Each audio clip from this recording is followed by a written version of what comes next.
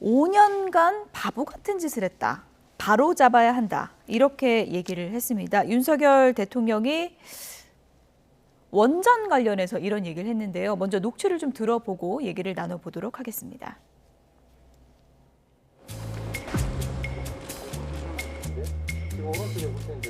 공정이 몇 프로나 진행됐어요? 이거는 공정이 지금 한 9.5% 정도 진행돼 그 전체 공정으로. 그래서 그러다가 언제부터 스톱이 된 거죠? 2017년부터 스톱됐어요. 지금 5년 동안 10% 정도 진행해 놓고 지금 스톱된다.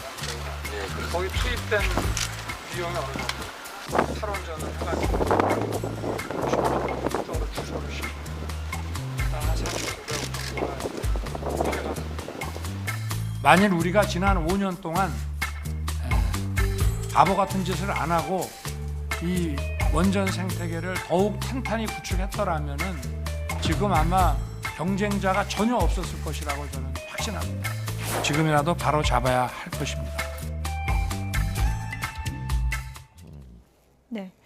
원전 업체를 찾은 윤석열 대통령 모습을 봤는데 네네. 5년간 바보 같은 짓을 했다. 이렇게 표현을 했어요. 네, 일단 원전과 관련돼서 다른 생각을 갖고 있는 분들은 아마 바보 같은 짓이라는 표현 때문에 일부 거부감이 있을 수도 있겠지만 그럼에도 불구하고 윤석열 대통령의 어떤 행보는 언제나 수미상관 같은 부분이 있어요. 예. 이를테면 지난번에 최근에 지금 이슈가 되고 있는 서해 공무원 문제도 이미 그 아들과 형을 만나서 유족들을 만나서 약속을 한 부분이 그러니까 그 후보 시절에 약속한 부분을 실현을 했던 것이고 이 부분도 11월 달 작년 11월 달에 원전과 관련해서 이 사람들을 만나면서 똑같은 얘기를 했었어요. 그때도 원전의 생태계가 파괴되어 있다. 나는 그것을 복원하겠다. 이런 표현을 했거든요. 이번엔 대통령이 돼서 실질적으로 그 현장에 가서 이야기를 한 것. 그게 차이지만 어쨌든 약속을 지킨다거나 그 행보에 대해서 이때 일련의 어떤 일관성은 있다는 겁니다. 그리고 두 번째, 사실상 그때도 그랬지만 지금 두산중공업이죠. 그러니까 두산 에너빌리티인가요? 에너빌리티 이름이 바뀌어서 여기도 2018년에 임직원 반이 그만뒀어요.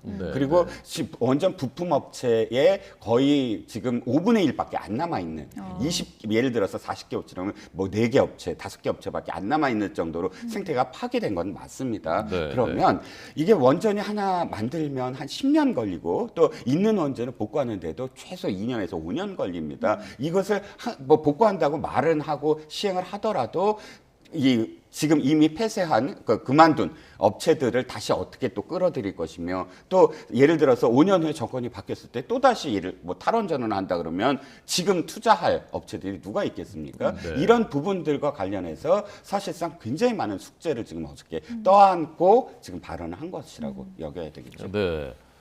민주당은 그것이 바보짓이라면 전 세계가 바보냐라고 반박을 했더군요. 네.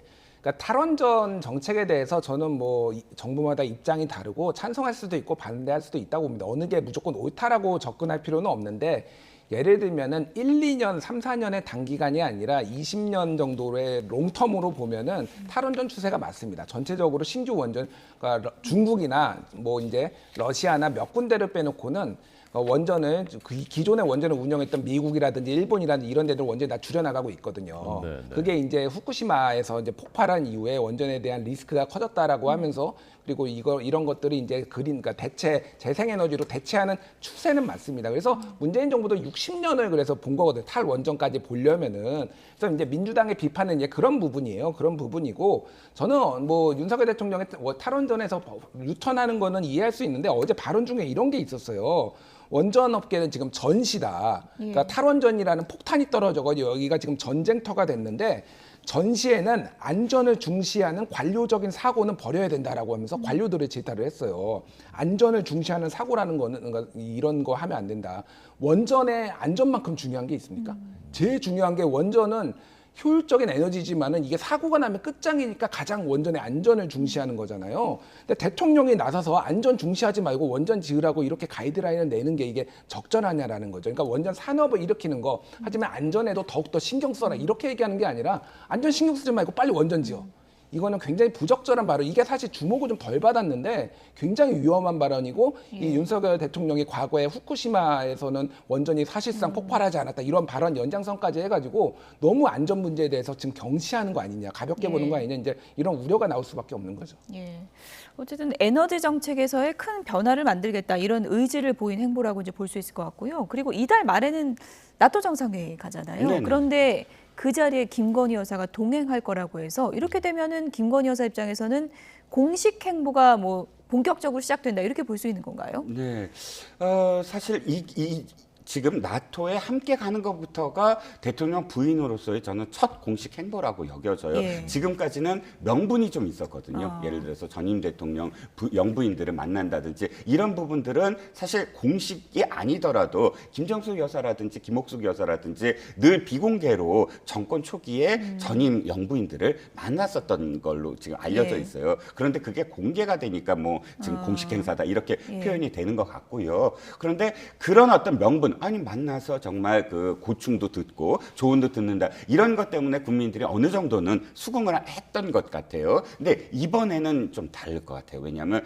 그러니까 국가의 예산이 들어가는 문제 아닙니까? 예. 그리고 타국 정상들과의 공식적인 행사에 나타나서 무엇인가의 그런 교류라든지 이런 것들이 이루어지는 부분들이고 훨씬 더 언론의 스포트라이트를 많이 받을 거고요. 또 다른 세계의 언론들도 역시 똑같이 모든 영부인들에 대해서 언론 주목할 겁니다.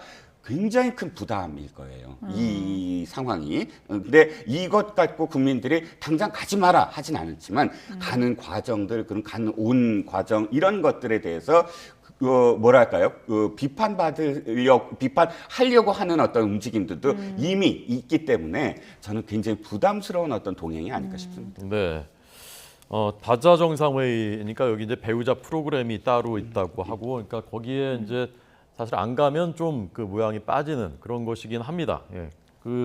김 대표님 말씀을 드려야 하나 시간이 다 됐기 때문에 다음에 오셨을 때 꼭 기회를 드리겠습니다. 알겠습니다.